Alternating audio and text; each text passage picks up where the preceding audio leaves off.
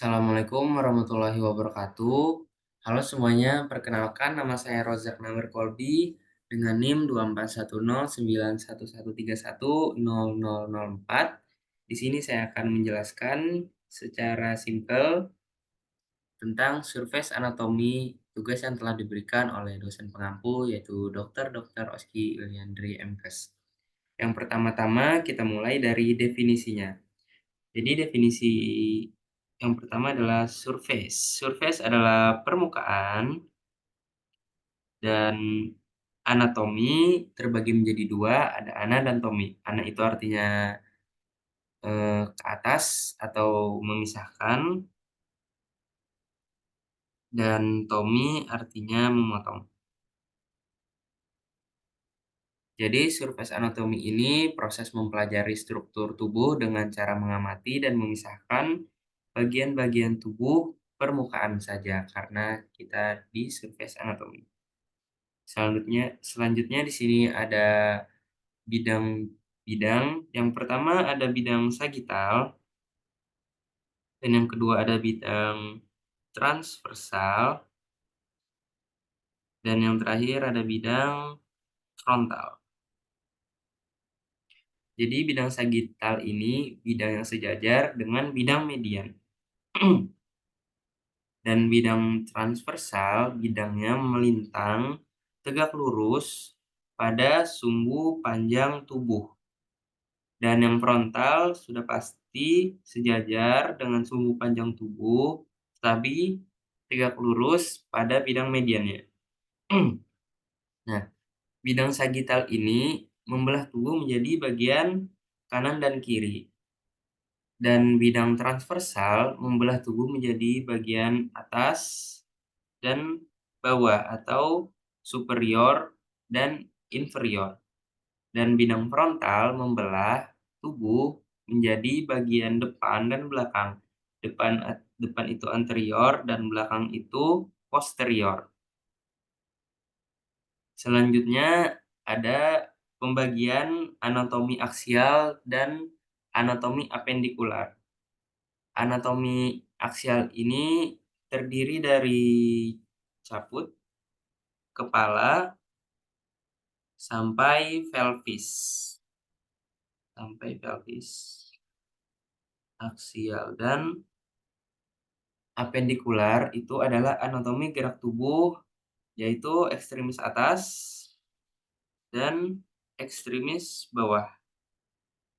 Jadi anatomi aksial ini terdiri dari caput atau kepala. Caput ada kolum atau leher, ada toraks atau dada, ada abdomen atau perut, dan pelvis atau panggul. Oke, ini dan anatomi apendikular. Apendikular itu terbagi menjadi dua, yaitu ekstremis atas dan ekstremis bawah.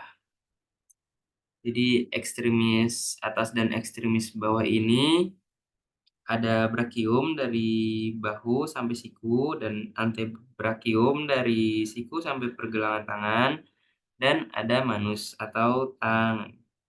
Setelah itu di bagian inferior atau di bagian bawah, ekstremis bawah ada femur atau paha, dan ada cruris di sini atau tungkai, dan ada pedis atau kaki.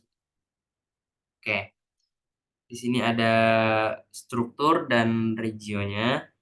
Kepala itu kepalon, leher itu coli, dada itu toraks, perut abdomen, pinggang lumbal, lumbalis, panggul pelvis, bokong gluteal atau gluteal, dan seterusnya. Nah, di sini yang pertama ada struktur paling atas, yaitu caput dan kolum. Oke, jadi caput ini terdiri dari rambut yang pasti, dan ada alis, ada nasal, ada maksila, mandibul, ada ya bisa diperhatikan, bisa dilihat dan dibaca. Jadi yang pertama itu paling atas ada rambut. Fungsi dari rambut sendiri adalah untuk melindungi kulit kepala dari sinar matahari, sinar UV. Dan, struktur rambut itu dia dia tidak lurus dan tidak terlalu bulat, jadi dia itu bisa mengalirkan air itu ke bawah. Jadi mengalirkan air untuk tidak kena muka. Nah, seterusnya mengapa alis itu dia melengkung seperti ini, karena agar air hujan atau air keringat itu dia, mengalir dari ke sini dan lanjut ke sini. Kalaunya fungsi oh ini andaikan orang ini mempunyai kumis dan jenggot. Nah, jadi kalaunya ada air keringat yang mengucur ke sini, dia bisa kena kumis dan kumis itu bisa mengalirkan ke bawah. Kalaunya ada janggutnya, jadi mengalirkannya ke bawah, ke janggut. Oke, setelah itu ada kolum atau leher di sini. Oke, lanjut. Di sini ada regiotoraks atau di sini dada, guys, ada tulang rusuk, di sini clavicle, terus ya dan lain-lain. Lanjut, di sini ada abdomen. Abdomen atau perut. Nah, abdomen ini terbagi menjadi 9 bagian. Yang pertama ada right hypochondriac, ada epigastric region, ada left hypochondriac region, ada right lumbar region, ada umbilical region, ada left lumbar region, ada right iliac region, hypogastric, dan left iliac. Jadi di sini kita harus tahu bagian-bagian organ yang terbagi menjadi 9 ini. Jadi kita harus hafal di luar kepala agar ketika ada pasien kita tidak harus menggambar. Jadi yang right hypo ini yang di sini itu ada hati lobus kanan, di sini ada hatinya. Setelah itu ada kantong empedu bagian atas ginjal kanan. Setelah itu yang kedua ada epigastric region itu, dia ada hati bagian kiri, ada lambung di sini, lambung, setelah itu ada pankreas, duodenum. Terus yang ketiga, left hypochondriac region itu ada, limpa, lambung juga, terus ada ekor pankreas di sini, bagian atas kiri, bagian atas ginjal kiri. Setelah itu ada right lumbar region, ada ginjal kanan, usus kecil. Setelah itu yang umbilical region ini ada kolon transversum, ada usus kecil dan lanjut ada left left lumbar region, di sini ada kolon descendens, ada ginjal kiri dan usus kecil. Setelah itu right iliac region itu ada ada cecum, appendix, dan usus kecil, dan di tengah bawah ini ada, kandung kemih dan uterus pada wanita, dan yang terakhir ada kolon sigmoid dan usus kecil yang ada di left iliac. Oke, lanjut ke bagian regio-pelvis. Jadi pelvis di sini ada skrotum atau yaitu setelah itu ada gland penis di sini, ada corpus penis, Setelah itu, di sini pelvisnya, setelah itu ada tuberkulum, pubikumnya.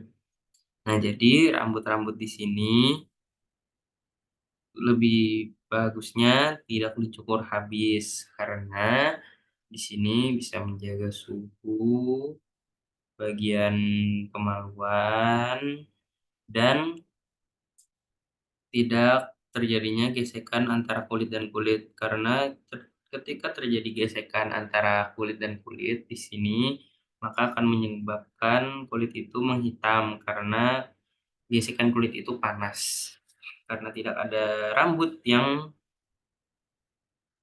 menjadi bukan pelicin ya, yang tidak menabrak kulit dengan kulit. Setelah itu ada, eee, organ wanita di sini, bisa dilihat ada uterus, kandung kemih.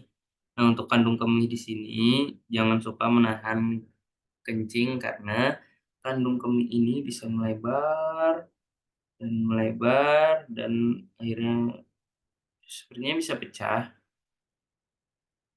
Terus sini ada vagina, ada anus. Nah, vagina dan anus ini sangat dekat ya. Ketika ingin berhubungan juga, kita itu mengapa diharamkan di anus, karena di anus itu yang pertama banyak bakteri, dan yang kedua itu tidak ada lubrikannya. Jadi bisa menyebabkan lecet dan lecet itu favoritnya virus HIV untuk menyerang di luka tersebut.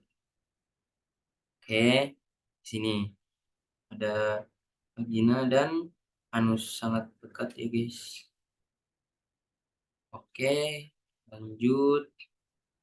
Nah, di sini ada ekstremis atas yang telah disebutkan tadi.